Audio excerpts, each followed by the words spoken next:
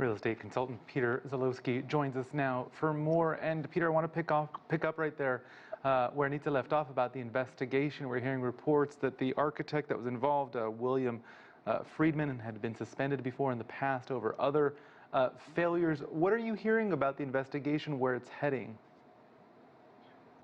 Right now it's coming down to the federal officials, which are basically supporting the local officials. It's probably going to be a long, drawn-out process. A bunch of big-name engineers and specialists have been brought in, but we're probably talking about years before there's any kind of suggestion as to what actually happened. Many residents, including people I know down there, say they're nervous about the safety of their own buildings.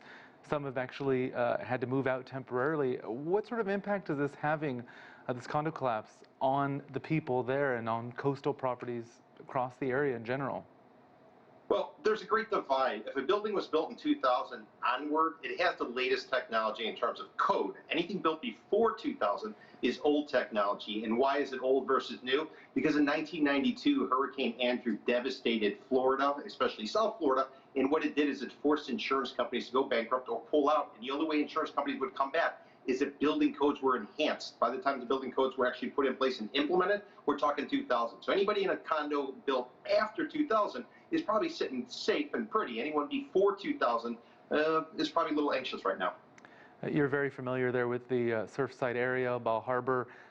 I know many of the residents there, we talked about them being international from Argentina, Venezuela, and various places around the world, but this is largely a very large Jewish community there in that building and in the area. What's it done to the community that I assume you're quite familiar with?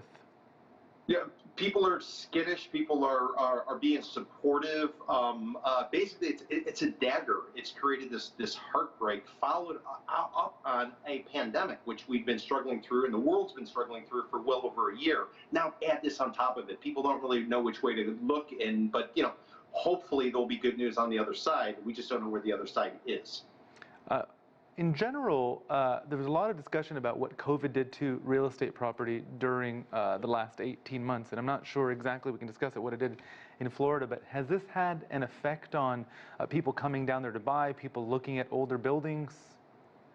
So initially when COVID was hitting, the state of Florida decided to basically open up everything, and as a result, many people came to Florida because they couldn't do things in other parts of the state. What also happened is you saw a lot of individuals who knew this was going to at least be a year, so they picked up from New York, California, Chicago. They came down here and they started renting, and some of them actually bought. But when they bought single-family houses because they wanted green space. Everybody avoided condos.